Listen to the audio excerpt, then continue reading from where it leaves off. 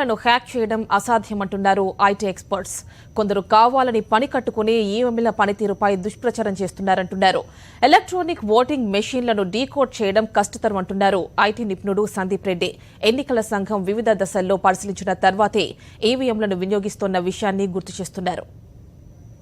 Hackers tamper చేసేస్తున్నారు మన electronic voting మిషన్లు అని గత కొన్ని రోజులుగా చెప్తున్న విషయంలో అది పూర్తిగా అబద్ధం.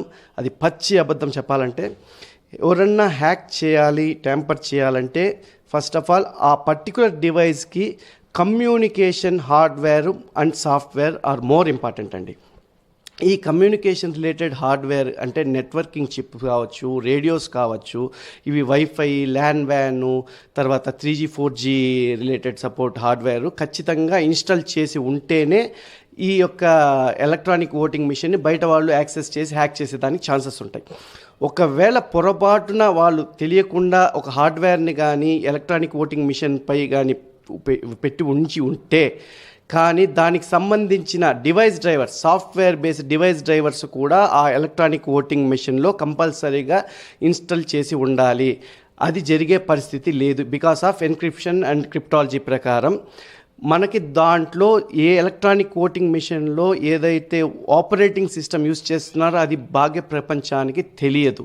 కాబట్టి ఆ ఆపరేటింగ్ సిస్టమ్ తెలియని పక్షంలో ఏదైతే ఈ డివైస్ డ్రైవర్స్ అని వీళ్ళు చెప్పుకుంటున్నారో డివైస్ డ్రైవర్స్ కావాలి కదా, ఆ డివైస్ డ్రైవర్స్ ఖచ్చితంగా దాంట్లో ఇన్స్టాల్ చేసే ప్రసక్తి లేదు.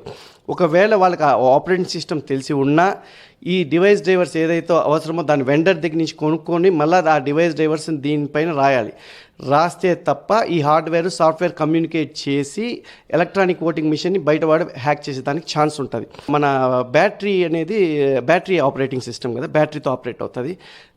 ఆఫ్టర్ పోలింగ్ వెంటనే ఏం చేస్తారంటే పోలింగ్ ఏజెంట్ సమక్షంలో బ్యాటరీని స్విచ్ ఆఫ్ చేస్తారు అండ్ ఆల్సో సీల్ చేస్తారు.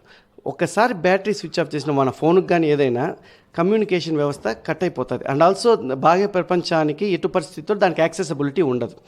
సో ఎటు పరిస్థితుల్లోనూ దాన్ని ట్యాంపర్ చేసేదానికి ఛాన్స్ ఉంది. అండ్ ఆల్సో ఎవరైనా పొరపాటులో స్క్రూలు ఇప్పి చేయాలి అనుకున్నా కూడా దాని మెకానిజం ఏంటంటే ఆటోమేటిక్గా ఈవీఎంలో ఉండే ఇమేజ్ అరేజ్ అయిపోతుంది. ఈవీఎంలో ఉండే ఇమేజ్ అరేజ్ అయిపోయిన తర్వాత దాన్ని ఎవరు కూడా దాన్ని టచ్ చేసే ఛాన్సెస్ కూడా ఉండవు.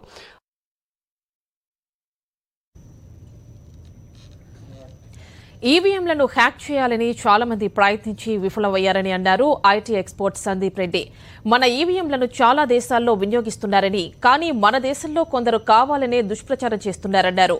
ఈవీఎంల పనితీరుపై దుష్ప్రచారం చేసే వారిపై ఎన్నికల సంఘం కఠిన చర్యలు తీసుకోవాలని సందీప్ రెడ్డి డిమాండ్ చేస్తున్నారు. 7 జూన్ 3న యావత్ ప్రపంచానికి హ్యాకర్స్కి ఒక ఛాలెంజ్ ఇస్తారు. ఎవరైనా electronic voting Indian made electronic voting మిషన్ని హ్యాక్ చేయాలనుకుంటే చేయొచ్చు అనేసి. ఆ రోజుల్లో ఎవ్వరు కూడా చేయలేకపోయి ఒక కమ్యూనిస్ట్ పార్టీలు, ఎన్సీపీ వాళ్ళు జస్ట్ డెమో చూసి వచ్చేసారనమాట. అండ్ ఆల్సో ఈ ఏడాది సయ్యద్ సుజయ్ అనే ఒక వ్యక్తి యూకే నుంచి ఒక ఛాలెంజ్ చేశాడు. నేను 2014 ఈసీఐలో పనిచేశాను, నేను 2014 హ్యాక్ చేసినాను, ఇప్పుడు కూడా చేస్తాను, నేను హ్యాక్ చేస్తాను ఒక ఛాలెంజ్ చేశాడు.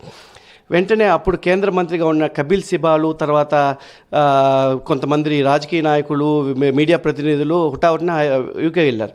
యూకే వెళ్ళిన తర్వాత అది పచ్చి అబద్ధం అని తెలుసుకున్నారు. దేశంలో తయారయ్యే ఎలక్ట్రానిక్ ఓటింగ్ మెషిన్లు నేపాల్, కెనియా, నమీబియా, తర్వాత ఫిజీ అట్లాంటి దేశాలన్నింటిలో కూడా వాడకంలో ఉన్నాయి. సో ఇలాంటి ప్రతిష్టాత్మకమైన డివైజుల్ని, మన దేశంలో తయారైన డివైజుల్ని వేరే దేశంలో వాడుతుంటే కొందరు ప్రభుత్వ పెద్దలు పనిగట్టుకుని మరీ దీనిపైన దుష్ప్రచారం చేసి దేశ ప్రతిష్టను దిగజారుస్తూ అదేవిధంగా మన టెక్నాలజీని కూడా అవమానిస్తూ చూస్తూ ఉంటే మనకు చాలా బాధాకరమైన విషయం. మన జరిగిన ఎలక్షన్లో 36 చోట్ల ఈవీఎంస్ మొరాయించాయి అనేసి నేను మీడియా ద్వారా చూశాను. ఆపరేటర్ ఇన్ఎఫిషియన్సీ వల్లనే జరిగింది. వాళ్ళు సరిగ్గా కనెక్టర్స్ పెట్టడం లేకుండా, వాళ్ళకి ఆపరేషన్ తెలియకుండానో, లేకపోతే ట్రాన్స్పోర్టేషన్లో కనెక్టర్స్ లూజ్ అవ్వడం వల్లనో జరిగిన తప్పిదాలు తప్ప ఇది ఈవీఎం పైన ఎటువంటి సందేహాలు లేవు.